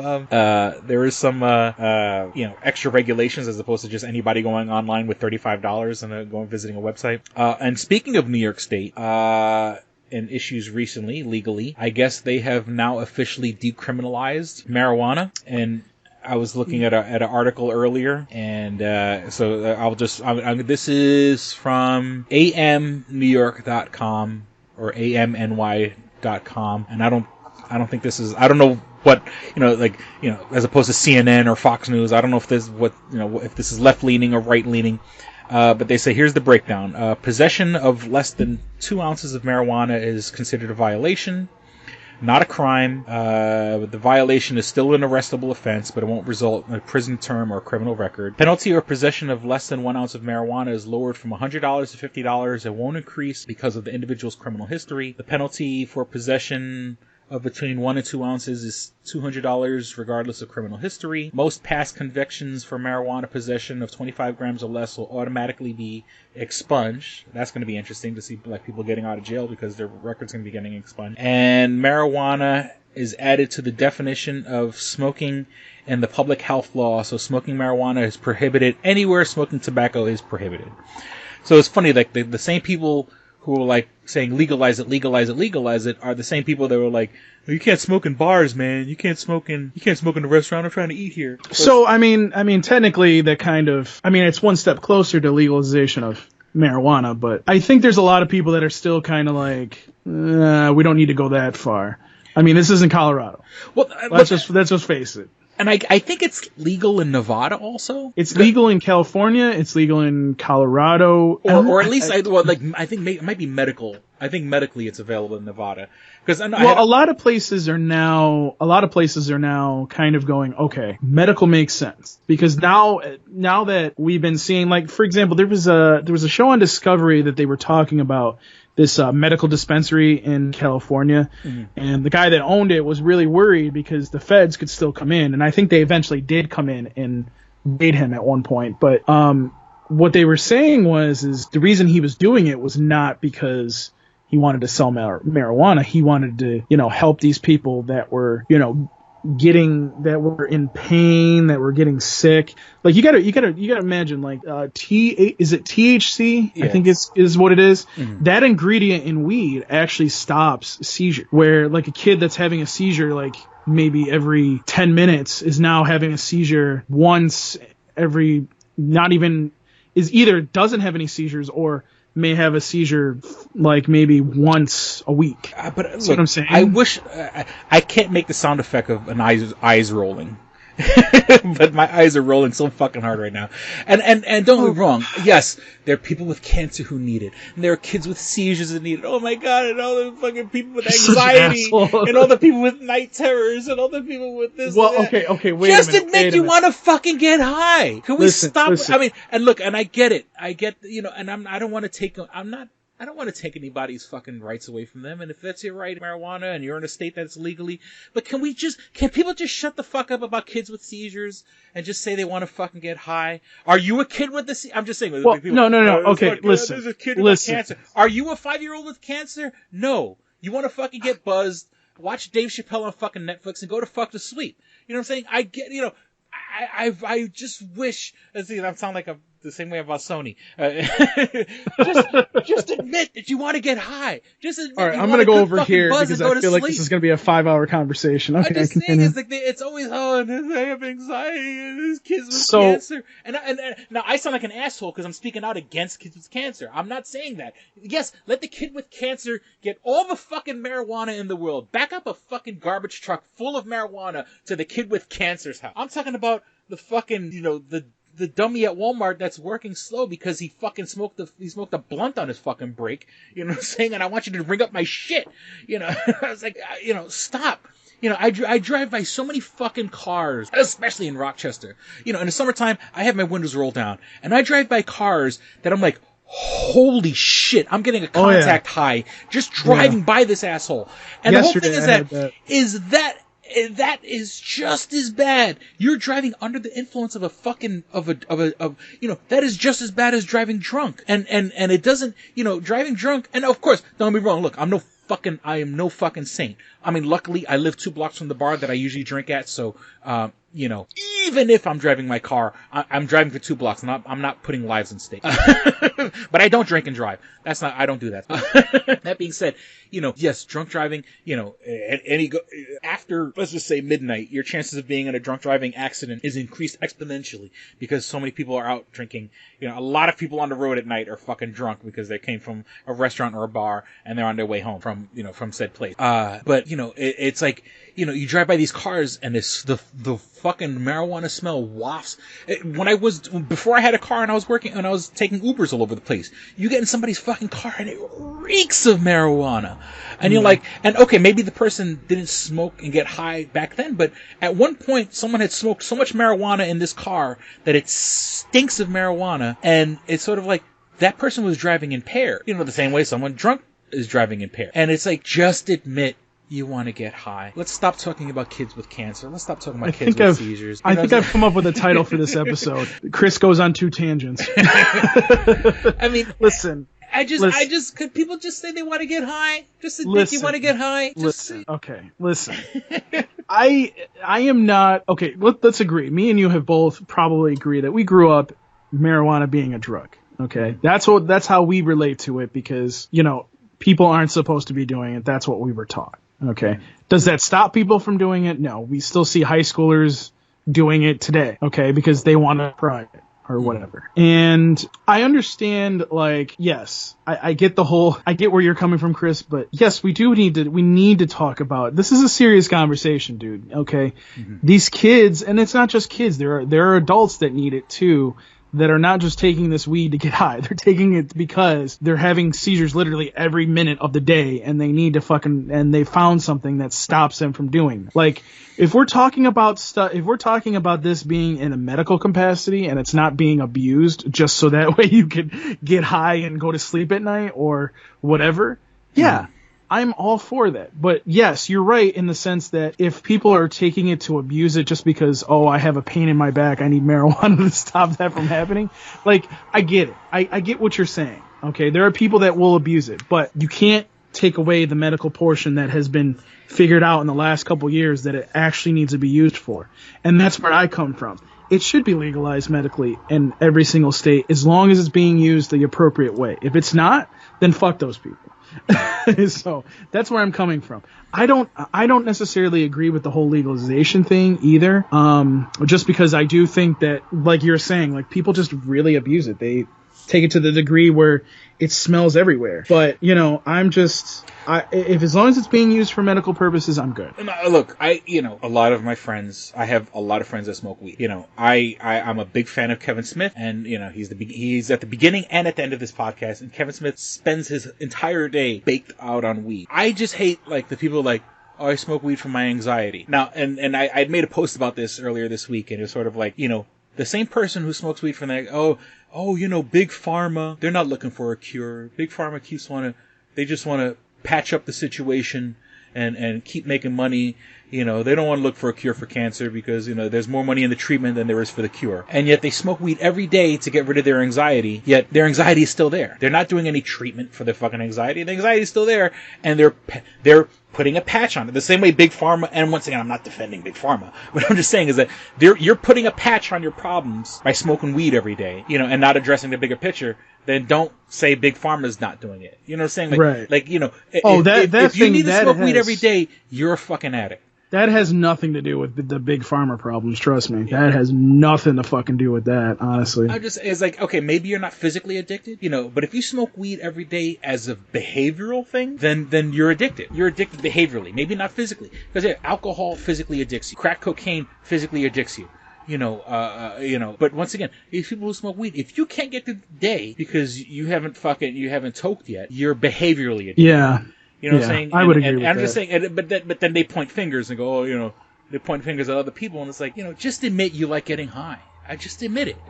I would love to someone say, you know what, whatever, kids with cancer, kids with whatever, I just like a fucking good buzz so I can fucking go to sleep, or I just want a good fucking buzz because my job sucks, I'm working on a holiday, I'm working on Labor Day, my boss has the day off. I got to deal with all these religious fanatics who want to donate to charities that keep more of the money than they actually give to charity, and life fucking sucks. And so I just want to get fucking high and forget about it all. Just admit it. Just fucking admit it. All right. So moving on. It is decriminalized. They're decriminalized, and it's but all these records are going to get expunged. Yeah, but when you committed the crime, you knew it was a crime. So I'm going to put a restriction on you. You're only allowed to talk about 2 more things because I feel like there's going to be more tangents. So. Oh no! Wow, shit! I got a bunch of stuff to talk about. Well, you got to make it quick here, dude. Okay, so lightning round. I was able to get a DNA test through Ancestry. Well, okay. Well, and good news, and not that it's anybody's business, but he doesn't have AIDS. You kind of read my mind. It's not a joke. I did go for an STD test. Why did you go for an STD test? What was that? Why did you go for an STD test? Well, long story short, and not to blow up his spot, my friend Salam wanted to do it before he got married, and so I said, dude, I'll go with you. And we went to the free clinic. The one that's over there on off of Main Street? Yeah. Yeah. We went it's over there by the Rite Aid? Yeah, we went to the free clinic. Oh, God, you're making my dick feel bad. Oh, God, What? I can feel that pain.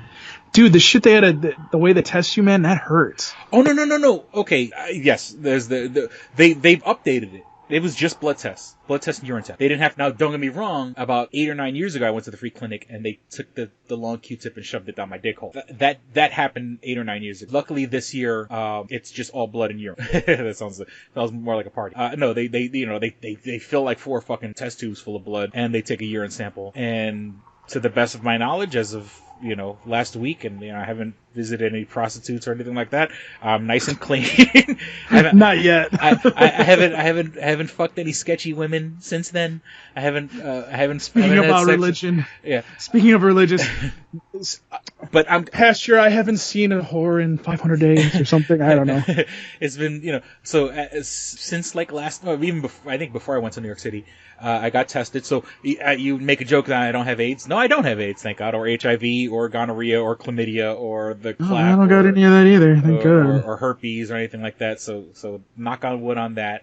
But I did take a DNA test also for Ancestry.com. Did you pee in a cup? No, it's a swab. No, you spit in a vial and you send it to them, and they send it back to you. And okay. So, according to Ancestry.com, and I understand this, there's people who that's not an exact science. And this is something that I always kind of knew, because my grandfather had told me years ago that he was like, we come from Spanish blood. Like, even though we're Puerto Rican, and not that I don't think my grandfather really not like he was shitting on Puerto Ricans, like, be proud that you're from Spain and not from Puerto Rico. But my grandfather had always sort of kind of told us, and I guess he's right, because according to Ancestry.com, I am 34% Portuguese from Portugal, 22% from Spain. Hey, Portugal and Spain are neighbors; they're right next to each other. So, 56% of me. I'm more than half white. This is Portugal and Spain. I'm 15% Native American, and when they say that, Native American as in North, Central, and South American. 6% French. Here's the interesting one. 5% Cameroon, Congo, and the Southern Bantu people. So I'm 5% black.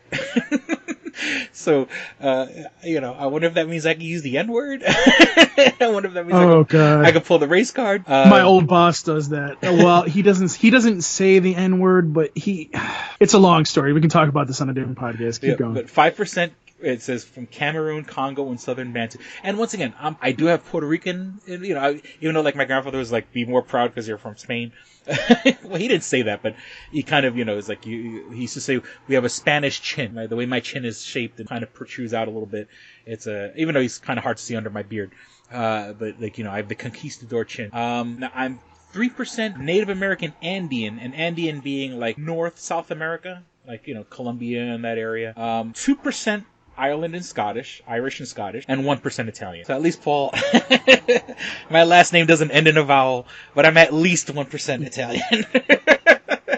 And but that's what I want to say is that I think with being the parts of me that do come from Puerto Rico, Puerto Rico is a mix of the natives from the island, the Taino Indian, the Spaniards and Portuguese conquistadors that came from Europe, and then of course the slaves that they brought over, meaning Cameroon, Congo, the black. The Puerto Ricans are, the mixture of Native American, Spanish, and black. So I think that's where my 5% comes from. And speaking of Puerto Rico, let's talk about a moment about Hurricane Dorian. Oh, God, here comes a tangent. Here comes a fucking tangent. Because, and I know, I'm sorry, you limited to me only 2, but I can't just, I have to address this. Our piece of shit, Cheeto in Chief, cocksucking, low-life scumbag. I hope he gets cancer and doesn't fucking get marijuana. He doesn't get the marijuana. Fucking piece of shit, Cheeto in Chief. All right. So and to the best of my knowledge, on Facebook, I have family members in Puerto Rico. Everyone that I'm related to and people that I know and care about are safe and are okay. But, Hurricane Dorian was coming towards Puerto Rico, and our piece of shit president said, Puerto Rico is the most corrupt place on the planet. Once again, this cocksucker forgetting that Puerto Rico is part of, is part of America. we are Puerto Ricans are American citizens. If it is it's corrupt, U.S. territory. Yes. yeah, if it is corrupt, do something about it. If there's all this corruption that he alleges, meanwhile, more than half of this guy's fucking cabinet has gone to jail or is under criminal fucking investigation. But Puerto Rico is the fucking problem. Puerto Rico, and they said, "Oh, I'm the best thing to happen to Puerto Rico." Now, mind you, this motherfucker actually threw out the suggestion of using nuclear bombs to stop a hurricane. Now, why? Isn't it a wonderful coincidence that when hurricanes are headed towards Puerto Rico, a guy who says Puerto Rico is the most fucking corrupt place on earth, now all of a sudden wants to use nuclear weapons? And I know this sounds like a fucking stretch, a real fucking stretch in logic, but I think this motherfucker wants to nuke Puerto Rico.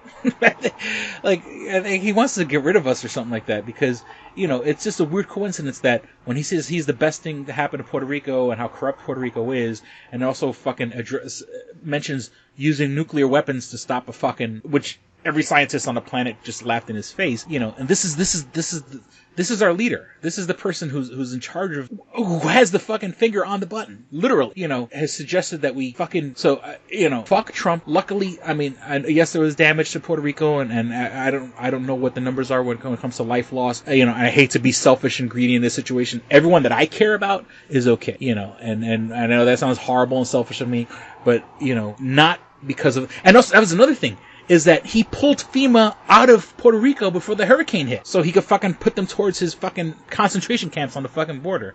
So fuck him. And I'm not, in no way am I making a threat or anything like that. I want karma to get him. I hope his actions manifest physically. I hope he gets a fucking disease. I hope he has a painful fucking death. You know what I'm saying? And once again, I'm not making any kind of threats any way, shape, or form. I'm just saying is I hope karma gets him. I hope the universe gets, because this fucking guy, when people needed him when people needed him in their time of fucking need, he literally pulled help away from them, insulted them. He added insult to fucking injury, and then claimed to be the greatest thing to happen to Puerto Rico. Fuck that cocksucker. Are you done with that? Want to talk about Popeyes and Chick-fil-A? Oh my God.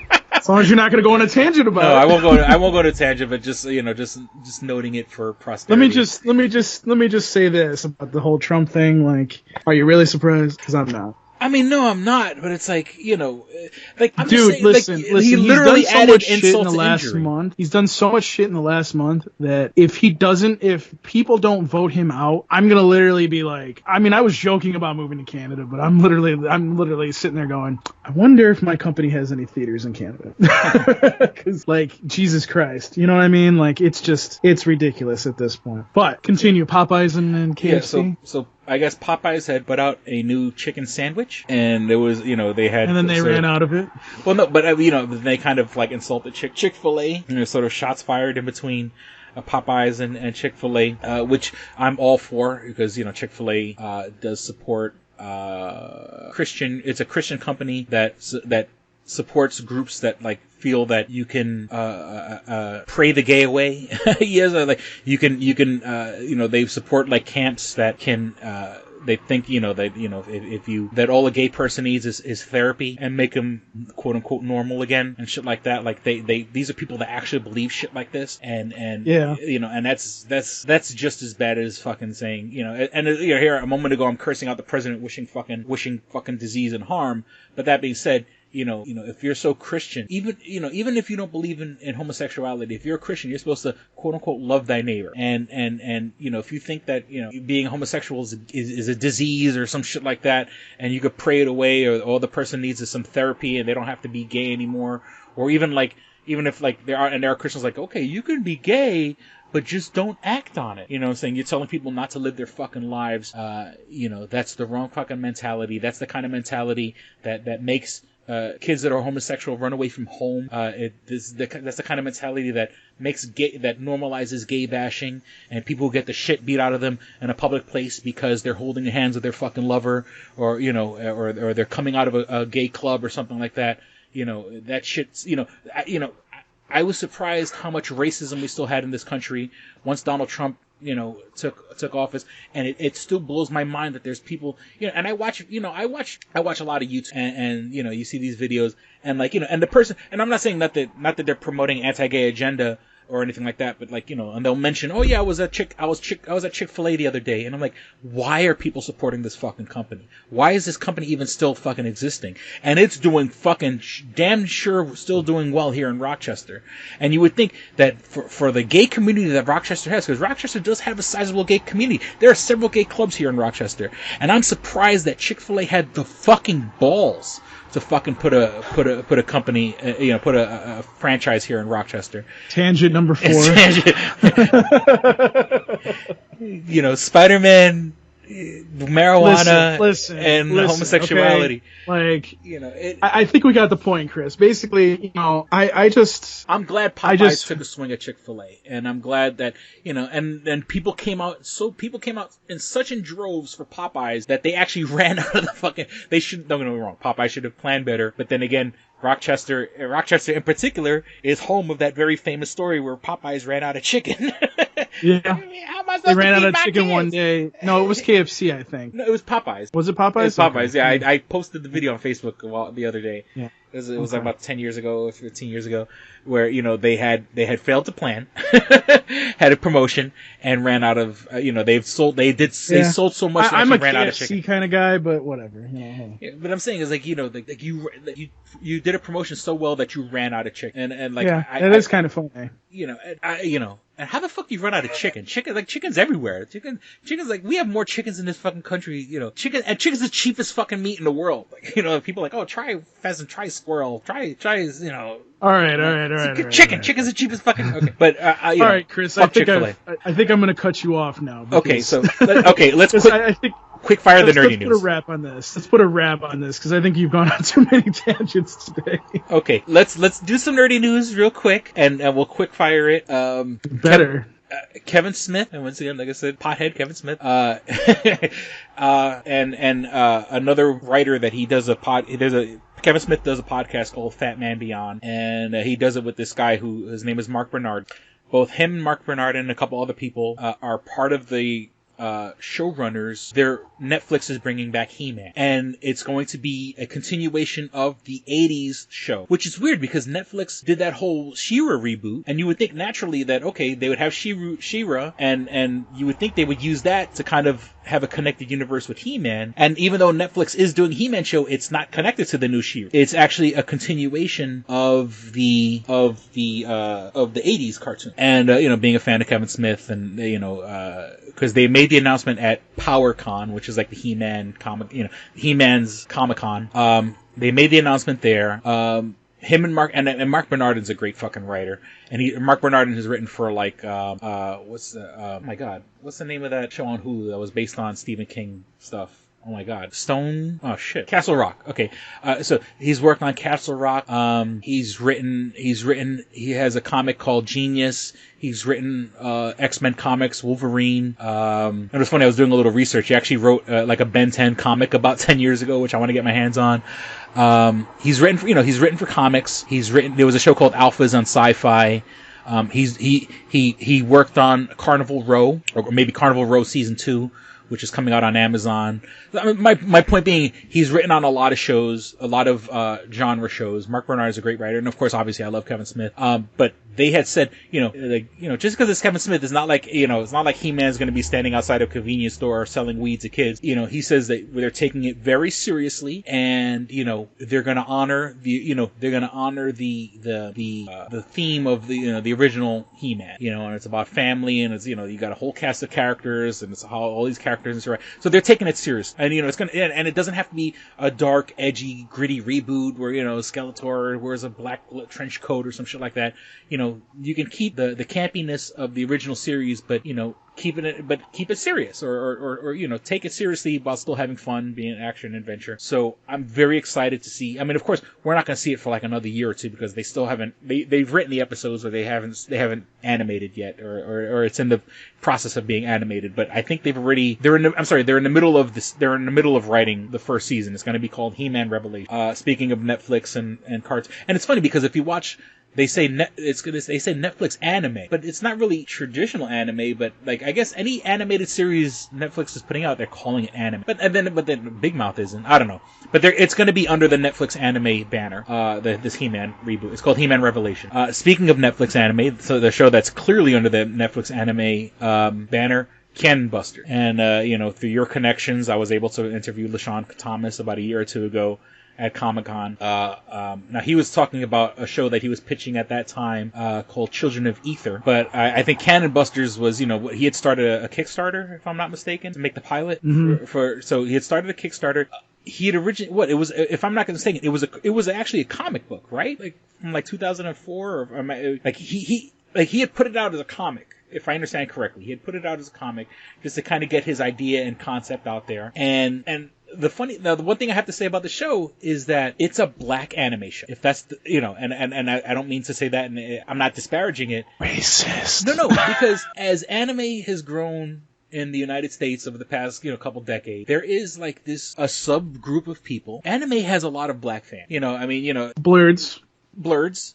And I wish Darrell was here to kind of, speak up on the community. We have Blurds, Black Nerds. And let me tell you, the funniest thing, last year at Comic-Con, when I went to go, it was the press room for, what the hell is the name of that show? Ted versus Evil or whatever. And it had the girl from Legend of Korra, and like Janet Varney. So Janet Varney, who was known for Legend of Korra and anime voice, when we went to do the press room, me and Matt got there late, unfortunately. So we were at like the last table. And the funny thing, and this is not a joke, besides me and Matt, everyone else at the table was black. And that's, once again, I'm not casting any kind of dispersion. But the funny thing is, everybody at that table wanted to talk to Janet Varney about being an anime voice actress more than... That's what it was called, Stan versus Eve. That was the name of the show. And Janet Varney was on it, but once again, Janet Varney is also known as being a voice on Legend of Korra. And everyone at that fucking table wanted to talk to her about her anime. And everyone at that table, besides me and Matt and Janet, was black. And I love that LaShawn Thomas. Now, if you watch Cannon Busters, and once again, like I've mentioned in past episodes, I've been getting myself more into anime, watching the more famous ones, One Punch Man, Kill la Kill, My Hero Academia, Cowboy Bebop. Cannon Busters, it's not goofing on anime. It's a loving tribute to anime. The funny thing is that, it's a black writer, a black creator, and all the main characters are black.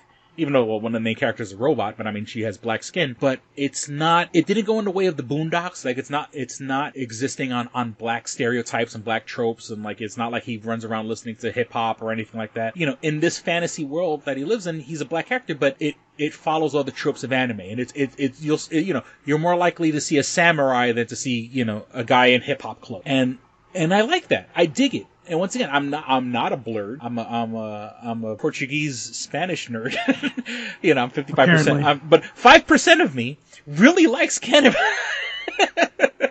But I mean, look, I'm making a joke, but the show is really good. It had a strong start. I do have to say, all right, it's the middle of the season, and look, every anime and every show kind of has like I don't want to say it's a lull, but they're introducing way too many characters. One tiny downfall is they're introducing all these other characters, and then like the main characters kind of who you feel are the main characters. Usually the people introduced in the first episode are the main characters, and they're kind of taking a side, which I think this is probably going to double back, and then once we get a taste of the side characters with the main characters, then I'm pretty sure it's going to pay off. But like in the middle, it's like, okay, they're introducing far too many other new people, and I want to see the original guy, because it's like a guy and he's immortal, for the lack of a better term, and then if he dies, his body will regenerate like Wolverine, but then like a number will appear on his body. So where I'm at right now, he has died 24 times. And I don't know if I haven't, spoiler alert or whatever, I haven't got to end the season. I don't know if it happens. I don't know if we see 25, 26, 27, but as of right now where I am in the season, it's 24. He dies, his body regenerates, comes back to life, but then the number 24, like a tattoo, shows up on his body. And what does that mean? How many times can he regenerate? When he runs out of space on his skin, does that mean he dies? It hasn't been addressed yet, and I don't think it ever will be, but that's a pretty cool gimmick for a character where he can come back to life, and when he does, a number regenerates on his body. There are robots, the Cannon Busters, that are artificial intelligence, and they, for all intents and purposes, they walk around in humanoid form. but they can transform into these fucking ridiculously, and anime style overpowered cannons that can shoot the shit out of, they can blow the fuck out of a house if they wanted to, but the robot has to transform into a cannon or a cannon buster. Then there's characters that look like samurai. Oh, I'm sorry. There's characters. Tangent number 5. Well, it's a good. Watch the fuck. If you like anime in any way, shape, or form, check out Cannon Busters. Okay. D23. More Disney shows announced. Or Disney Plus shows. She-Hulk, Moon Knight. I have a feeling there was another. I only have She-Hulk and Moon Knight. They announced at D23. Am I missing one? Was there one more? And then, okay. No, I don't think so. And then at D23, they also announced, they showed a new Star Wars Episode 9 trailer, which most of the trailer was sort of a recap of the early stuff, which is funny because, Rian Johnson, who almost ruined the franchise, was talking about, let the past die, kill it if you have to. And as soon as J.J. Abrams gets his hands on the fucking, like, hey, everybody, remember Chewbacca? Remember Luke? Remember Darth Vader? Remember Princess Leia? Embrace the past. Yeah, exactly. Like, we don't get here without the past. But I think, the big thing that got everyone to woo at the end was Rey in a black cloak and a weird, people are calling it a switchblade lightsaber, where it's two lightsabers side by side. And then the GIF was created for it. Yeah. And then she kind of flips it over and it clicks into like a Darth Maul style staff. Yeah. Which totally fits the series because every time we've seen Rey fight, I mean, of course, Luke was trying to train her with the lightsaber, but she had a staff. In the first movie, she had a staff and she fights with a staff. So you would think it would be more conducive to her fighting with a dual-sided lightsaber because she's her main way of fighting was with the staff. Another thing that I think should be pointed out is that the double lightsaber is the crackly red lightsaber, or two crackly red lightsabers, similar more to Kylo Ren. Kylo Ren had the crackly red lightsaber. It wasn't a smooth, it was a. So she has this weird. Now there's a lot of speculation on whether this is a fantasy, like in the movie, like in the last movie, she went into the cave and and like from the original trilogy where Luke Skywalker walks to the cave and fights Darth Vader, but it's he cuts off Darth Vader's head and it's Luke's head under Darth Vader's mask, Luke's face. People are saying maybe it's sort of like this weird force projection, like not force, it's a hallucination. There are people saying that maybe, what's in all this ridiculous speculation, maybe Rey is a clone. Like in the last movie, when there's that whole mirror scene where Rey snaps her hand. So maybe it's a clone of Rey who has equal powers that she has, but is evil. It's an evil clone. So we don't know if did Rey fall to the dark side? Is it a hallucination? Is it a clone of Rey? Because we've dealt in this universe with clones. We had a whole movie called Attack of the Clones. There's Rey and Kylo Ren fighting on broken pieces of the Death Star. There's a part where they're fighting over the water and the waters, but I didn't catch it until someone pointed it out in the video. If you look to the far left of the screen, it's one of the turrets. If you remember from the original Star Wars, when they do the trench run, the turrets that are trying to shoot the X-Wings down. Mm-hmm. There's a scene in the trailer where you see the old school Star Destroyers, because the newer Star Destroyers, they look like Star Destroyers, but not the First Order Star Destroyers, the original Empire Star Destroyers, fucking like 100 of them in the sky in formation, which. And once again, I mean, it was total speculation. I think that's a flashback. I think we're going to see oh my God. So I think Paul just farted. But so I'm once again, I mean, who knows? Or maybe the Empire shows up. I mean, I know I always tell you, Paul, if you say the fucking word remnants one more time, I'm going to fucking punch you in the face. But maybe this will be some sort of version of the remnants where, just because the Emperor died doesn't mean these ships, thousands and thousands of ships out in the middle holding down the Empire, keeping planets in check. They didn't instantly die or blow up because the Empire died. They're sort of floating around, without any kind of real leadership. So maybe, and even though the First Order did rise, where the fuck did all those Star Destroyers go? They didn't all get fucking blown up or anything like that. The rebels might have won, but there's still ships out there. So, maybe these are the last, holdouts from the original Empire that we know from the original trilogy. Or is it a flashback? We get to see Lando Calrissian. So that's cool. We got to see the trailer for The Mandalorian, which looked fucking good. And you get to see, not IG-88, but a robot just like IG-88. You know what I get to hear this whole podcast? What? Tangents. It's so much stuff I want, All right, and so I'm super excited for episode 9. I think I'm just gonna make it for the record. If you keep going with this podcast, I'm gonna eat this microphone. Okay, that's how hungry I am right now. Okay, I'm sorry.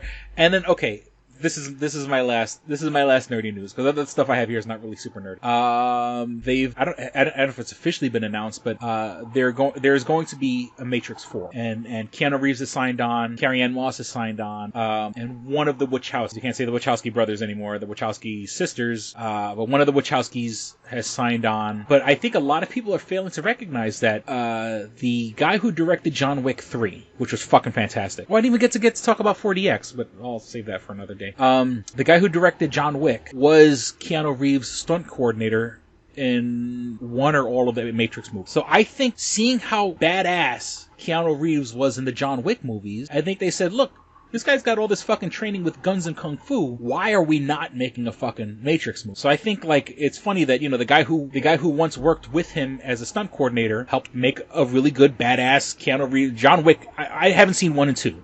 I know people love 1 and 2. I haven't seen it, but part 3 was fucking awesome. So I think, they're smart. They're like, look, we got fucking Keanu Reeves is still in incredible shape. They just finished filming Bill and Ted Part 3, which will be coming out next year. And they're like, fuck, what are we sitting on our hands for? We got this guy who does awesome kung fu, knows how to shoot a bunch of guns. Let's make another fucking Matrix movie. Even though technically Neo and Trinity died at the end of Part 3, they'll find a way to make it work. I mean, the Wachowskis, or the Wachowski, can figure out some reason to bring him back. It wasn't him, or it was a copy of him, or he re-uploaded his brain to another body, or it's his brain, but it's, I don't know. Whatever. So, okay, let's wrap this up. That's what she said. Please visit Two Strangers One Podcast. Oh, anything else you want to talk about, Paul, before we... Oh, no, we're good. I'm dying to get the fuck out of here. I'm dying to get some food. Okay, I'm sorry. Please visit twostrangersonepodcast.net, where you can find all things show related. You can find links to our iTunes page. If you have an iPhone, an iPad, or iPod, you can download us there on iTunes. If you don't have an iPhone, an iPad, or iPod, you can download us on the Stitcher app. That's STITCHER, the Stitcher app for Android devices. And what I do is I go on Listen Later and available offline, so I can download all my episodes while I'm in a Wi-Fi spot, so I don't have to kill my battery or my data, and listen to them as I'm out and about. And when I'm driving to New York City, I can listen to all my podcasts while driving, so I don't fall asleep and crash into a fucking tree. If you don't want to use Stitcher or iTunes, you could also go to our hosting site, SoundCloud, and I make all the episodes available there. So you could use the SoundCloud app or visit us at soundcloud.com, search for Two Strangers One Podcast. And as on Stitcher, any podcast worth listening to, including Paul's other baby, the Toonami Faithful podcast, is covered on the Stitcher app. And you guys are going to be celebrating episode 300 soon. This episode, when it does come out, will be episode 296. But then again, we dropped our frequency, but so we're close. But we're 296. We'll be having 300 hopefully before the year's up. With Comic-Con coming up in about a month. So you can find us. Those are all the places you can download the podcast. We want your money. We need your money. But if you can't give us a dime, it takes 2 seconds to like and share us on Facebook. Just go to facebook.com/twostrangerswithpodcast. Share us there. For the episodes that you can't get on iTunes or SoundCloud or Stitcher, you can go on to YouTube. Just go to youtube.com, search for Two Strangers With Podcast. Find all, we've been doing this show for 7 fucking years, 7.5 years, pretty much. And you could download all the episodes that aren't available on SoundCloud or Stitcher or iTunes. You can listen to them there. You can find my Stranger Vlogs. You can find links on the same page. You can find links to my audiobook, Odd I See a Tale from the Road. I've uploaded 2 music albums on there. I make electronic music under the name XLNYC. And of course, and I just checked the email, if you want to write us and you want to contribute to the show, or if you have anything to add, or if you want to complain, you want to call me a piece of shit like Oscar used to, you can do so by writing to us at twostrangersonepodcast@gmail.com. That's twostrangersonepodcast@gmail.com. We're on Twitter at Stranger Podcast. I think that's everything. I acquiesce the floor to you, sir. I hear all those cars leaving your house. Let's see. So you can find me on Twitter at Paul Pascrillo. You can email me like Oscar knows how to email me, paulpascrillo@toonamifaithful.com. And you can, that's pretty much it, honestly. But I have some projects coming up, so I'll talk about those when they're closer. Okay. Well, we certainly hope you guys enjoyed listening and had as much fun as we did recording. Thank you for listening to Two Strangers, One Podcast. I'm Chris. I'm Paul. Don't be a stranger. Peace. We're out. Bye. You should be fapping. Church of Eternally Fapping. Was that a fart? It was. Told you I was hungry. All right, here we go, man. Go ahead. You want to read Double Jackpot. What is it? It is a self-published book by Christopher Cologne. Chris Cologne? Smells good to me. But Look at her. That broke that fucking cold little exterior. He's like, hee. But it is spelled C-O-L-O-N. Him punny. But Double Jackpot is a book about a comic book artist, Eric, who is in a loveless relationship with the materialistic I feel you, Eric. Lynette. Oh, fucking. Are you sure I didn't write this? Sounds hauntingly familiar. He starts cheating on his girlfriend with a more creatively supportive woman, Nadia. Well, I got to meet her. Where's the Nadia? There's your summer girlfriend. Summer Nadia is Nadia. Nadia? Yeah, I think Nadia spelled with an A. All right.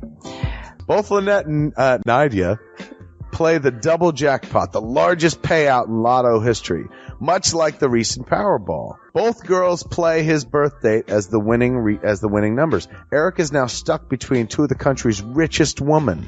Who will he choose? It's not that simple. This is a clever fucking idea, Yeah, man. it is. Look at her, fucking. She's impressed. I am.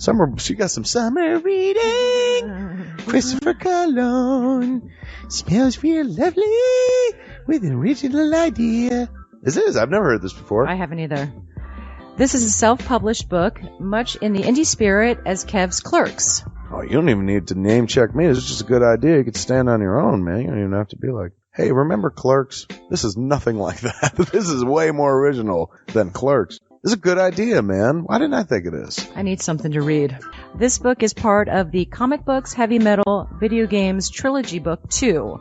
Odd I See, A Tale from the Road, coming soon. Right on, man. It's part of a trilogy. This is the first part. Way to write, man. He's seeking a literary agent. Motherfuckers, anybody out there? There ain't no literary agents listening to this show, I assure you, sure. Sure. I assure you, sure. But somebody know a literary agent? Hook a motherfucker up! Chris Cologne come up with an original idea. I should tell Raskin. That's a good fucking idea, to be honest with you. That's a fucking rom-com right there.